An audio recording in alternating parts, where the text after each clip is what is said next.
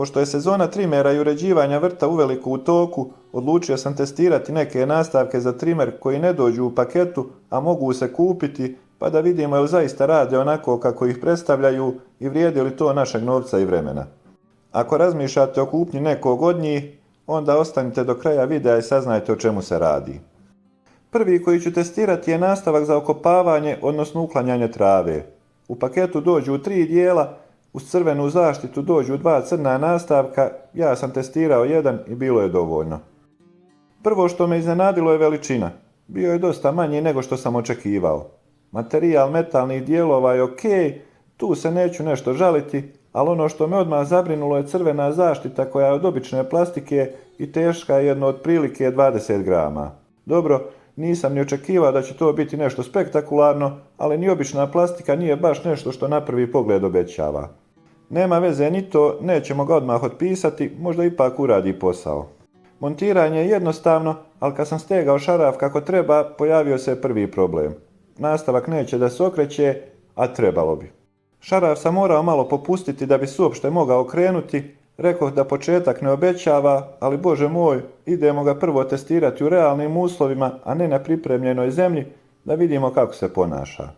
Odmah ću mu dati malo vatre da vidimo kako funkcioniše.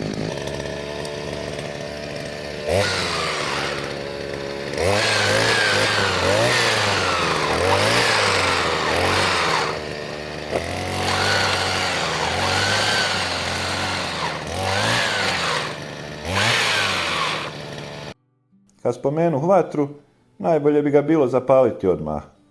Biće da sam previše popustio šaraf, malo ću ga dotegnuti pa možda bude efekta.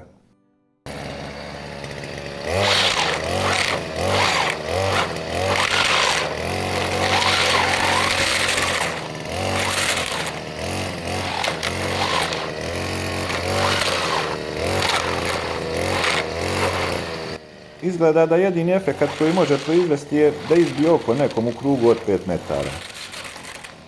Pošto mu ime kaže da je multifunkcionalni herbicid, daću mu šansu i u prirodnom okruženju, iako ne znam koja mu je još funkcija ako je već herbicid, ali tako piše.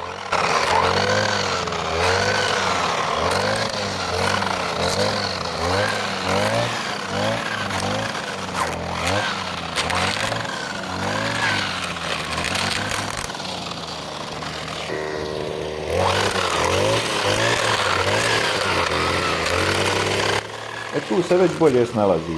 Već da sam ja ovo okopao 2 puta već, ali ima smisla za travu. Stvarni problem je što nož nije dovoljno dubok ili unisko, kako hoćete, nalazi se u ravnini sa šarafom i jednostavno nije moguće da radi kako treba. Druga stvar je što je zaštita napravljena od obične plastike i nakon 10 minuta rada zglob trimera se već urezao u nju, tako da mislim da bi već nakon dan ili 2, kad se zglob dovoljno ugrije, od zaštite ne bi ostalo ništa. Sve u svemu, očekivanja nisu ispunjena, idemo dalje. Drugi nastavak je ninja nož. To već zvuči dosta bolje od multifunkcionalnog herbicida, a moram priznati da i u ruci djeluje poprilično težak u odnosu na prvi. Kvaliteta izrade uopšte nije loša, ove nitne koje drže noževe su me malo zabrinule, ali sve se čini doista ok. Noževi imaju oštrice s obje strane, mogli su biti samo s jedne, pa da znamo kako staviti nastavak, ali ovako opet ne možemo promašiti kako god ga stavili, barem se nadam. Jedino pitanje ostaje kakva je kvaliteta noževa. Pod rukom djeluju da su od nekog krtog materijala koji se ne može saviti, jedino može puknuti. Montira se isto kao prethodni, nećete tu izgubiti puno vremena, možda nekih pola sata, ali ne više sigurno. Ovaj se već vrti kad se stegne šaraf, tako da razlika u odnosu na prethodni je očigledna. Idemo ga testirati.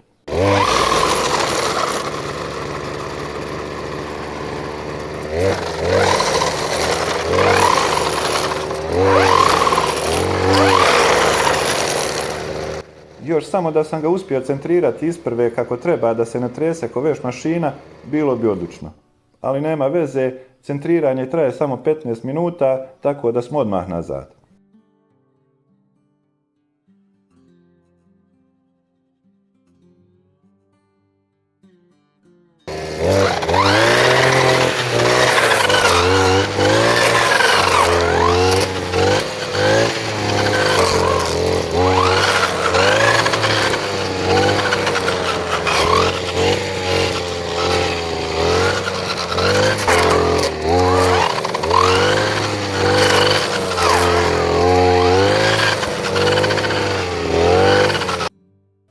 Ovaj nastavak stvarno radi. Ne znam kako se nosi s težim izazovima, ali obično košenje trave ide bez greške. Jedino što sam ja našao par kamenčića, pa su se na noževima napravila 2 zareza, ali nemojte tražiti kamenčiće kao ja i sve bi trebalo biti ok.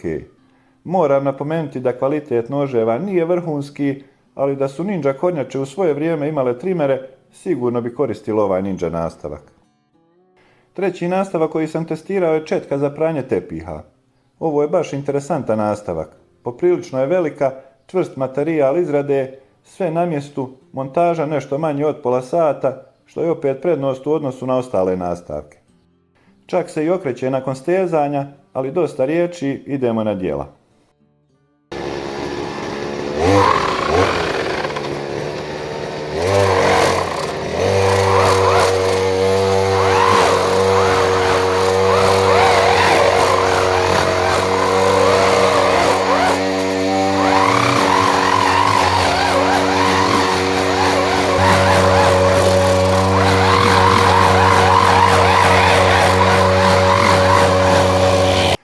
Svaki put kad je trebala četkati, trimer bi jednostavno stao.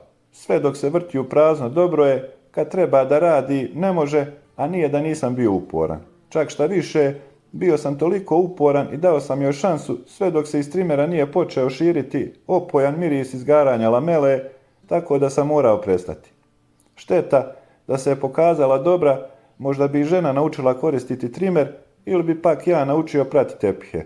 Ovako, trimer će najvjerovatnije morati kod majstora, jer se miris lamele čuo i poslije na košenju trave. Nadam se da vam nije smetalo što je u videu bilo malo šaljivog karaktera, utisci su ipak bili stvarni.